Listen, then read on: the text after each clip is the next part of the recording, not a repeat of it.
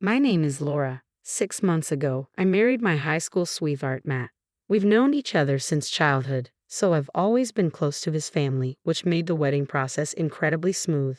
We share many mutual friends, turning our wedding into a joyous celebration filled with well-wishers.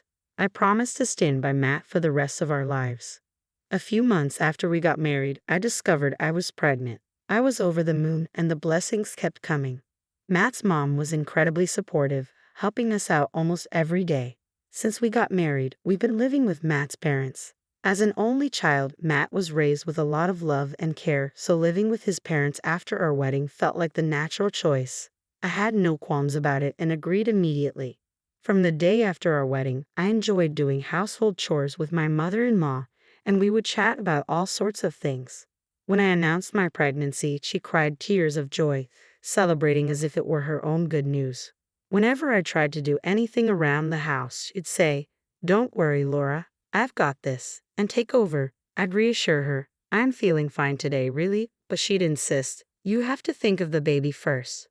Rest up," and stop me from doing anything. While I appreciated her concern, it reached a point where I was bored out of my mind. I had been working part-time, but I quit my job as soon as I found out I was pregnant, on the advice of both my mother-in-law and Matt. With nothing to do at home, I was going stir-crazy.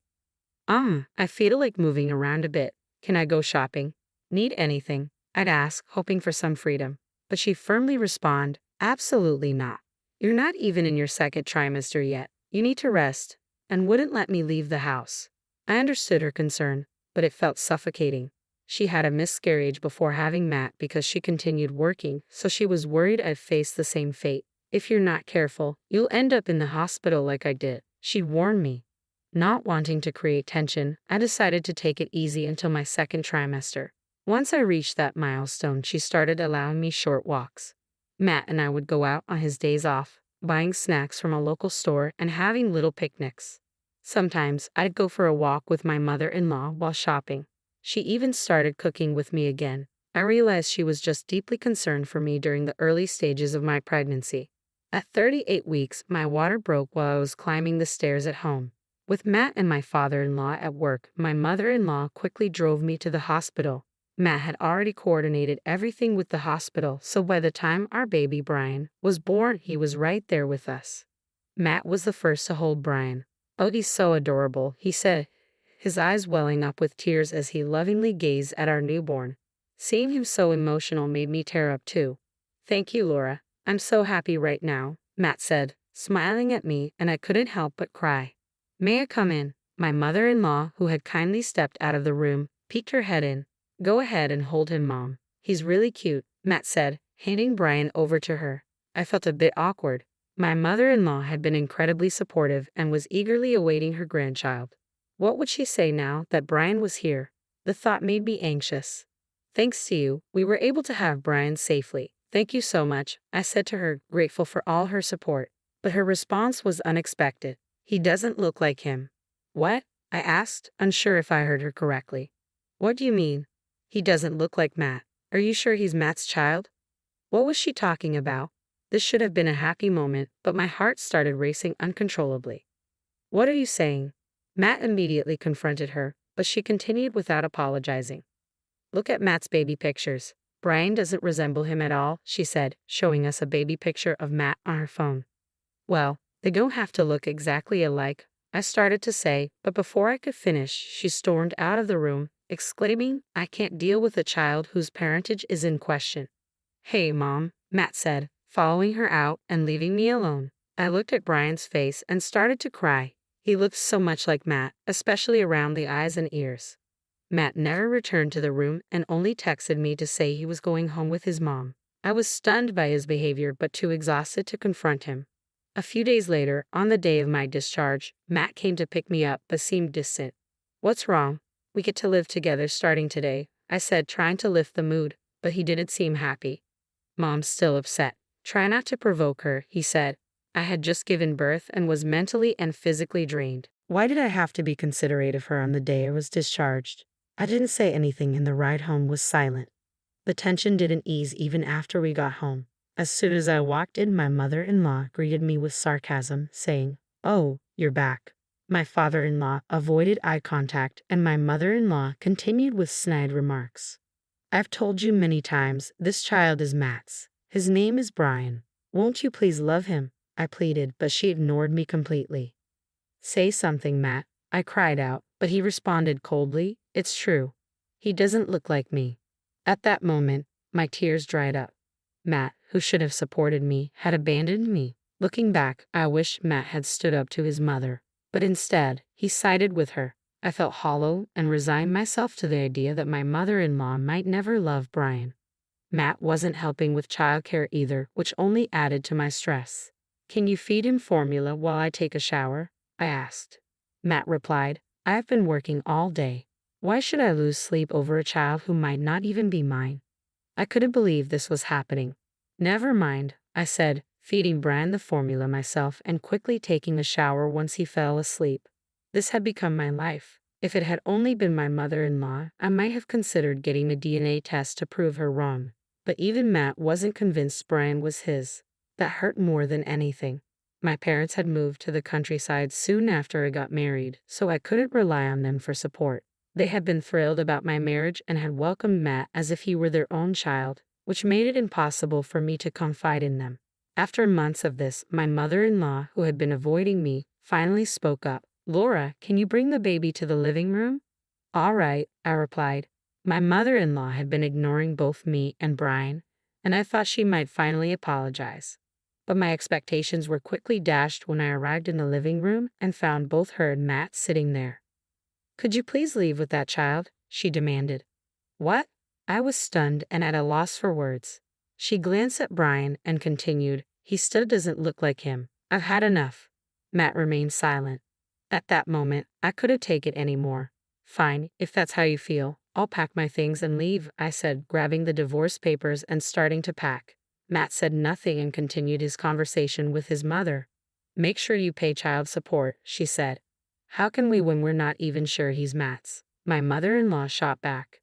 I was seething with anger. Without saying another word, I left and went to my parents' house. I explained everything to them, and though they were initially confused, they welcomed me with open arms. I decided to stay with them while I looked for a job and saved some money. I had requested child support from my ex-husband through a lawyer, but the payments never came through. I was determined to cut ties with my ex and his family, so I chose not to press the issue of the unpaid support. Years passed, and Brian was about 6 years old when I received a call from a local friend who also knew Matt, informing me that Matt had died in a car accident. Although I heard about it soon after it happened, I chose not to get involved. Brian was in a busy, active phase, and we didn't attend the funeral. A month later, while catching up with local friends and returning to my hometown for the first time in years, I decided to buy a gift before heading to my friend's house. So Ryan and I went to a department store we used to visit as a family. Laura, I turned around to see my mother-in-law, whom I hadn't seen in years. I stood there, stunned, as she quickly approached us and said, You're Brian, right? And began talking to him. Brian, I'm your grandma. You really look just like Matt, she said. I couldn't tolerate hearing that. Enough is enough. Because of you. Wait, I started, but she cut me off. Don't be so angry.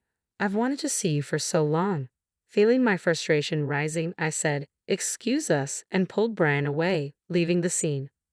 Was that Grandma? Brian asked. I had kept his grandmother's identity a secret until now, but Brian, now in elementary school, was genuinely curious and kept asking, Is it Grandma supposed to be your mom? Who was that lady? I couldn't avoid it any longer, so I explained it to him in simple terms. When we got home, Brian looked up at me and said, Mama, you've been through a lot, huh? As he patted my head. His kindness made tears well up in my eyes. I felt deeply grateful for having him in my life. A month later, my mother-in-law showed up at the apartment where Brian and I were living. How did you find us? I asked, surprised. She replied, I asked around through Matt and our mutual friends. I finally tracked you down and pushed her way inside. Please leave, I said firmly. She responded, Matt died in an accident, and my husband passed away from illness. You two are all the family I have left. Brian came out of the next room, likely drawn by my mother-in-law's loud voice. Spotting him, she said, Brian, why don't you come live with Grandma? I have a bigger house and can give you lots of delicious food. Stop it, I said as my mother-in-law pulled out a thick envelope. It contains $50,000 for child support. You two are all the family I have left, so please come live with me, she said, pushing the envelope toward me.